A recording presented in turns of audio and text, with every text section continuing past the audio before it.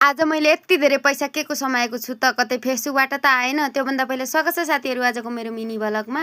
यता म सन्चै छु त्यता पनि तपाईहरु सन्चै हुनुहुन्छ होला भन्ने आशा राखेको छु। आज लास्टै गर्मी थियो के त्यही भएर मैले आँप खाएँ अनि घर वरिपरि भएको फोहोरहरु सबै जलाएँ के। आज म घर बसेको थिएँ त्यही भएर मैले के पोहोर साल सानो हाँगो ड्रागन फ्रुटको ल्याएर लगाएको थिएँ अनि तीनवटा हाँगा हालेर रहेछ के।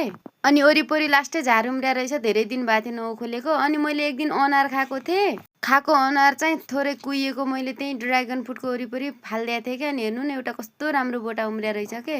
कोदो जति वर्ष राखे पनि नकुहिने रहेछ के।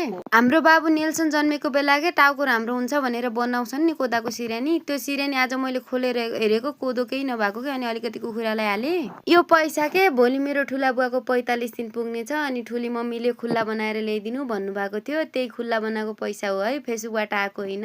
कहिले होला के फाइनली मैले फेसबुकबाट पैसा निकाल्ने भन्ने दिन कहिले आउँछ कुन्नी। जति भ्युज आए पनि फेसबुकले कहिले राम्रो पैसा दिँदैन।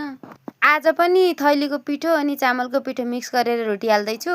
मेरो बुवाले रोटी धेरै ठिक मान्नुहुन्छ के। अनि अस्ति हालिदिएको रोटी राम्रै भएको थियो भन्नुभयो, त्यही भएर आज पनि रोटी हाल्दैछु के।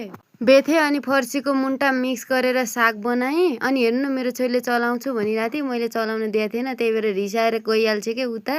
अनि मैले चलाउलिस् भनेर धौधौरी बोलाएको, हेर्नु आएर चलाएको। हेर्नु मेरो छोरी कपडा धुन्छिन् अनि भाँडा धुन्छिन् अनि केही काम गर्दाखेरि म रोटी हाल्छु साग चलाउँछु यस्तै काम गर्छिन् के। छोरी मान्छेले दुःख आफै सिकिहाल्छ भन्थे, साँच्चै रहेछ के। सिक्न खोज्छिन् कि मेरो छोरीले। अनि रोटी पनि हेर्नु कस्तो राम्रो फुलेको थियो के। बरु खाली आटाको बनायो भने खासै फुलाउँथेन। अनि मैले चामल र त्यो आटा मिक्स गरेर हालेको चाहिँ राम्रोसँग फुलेको थियो के। अनि रोटी पनि धेरै राम्रो भएको थियो।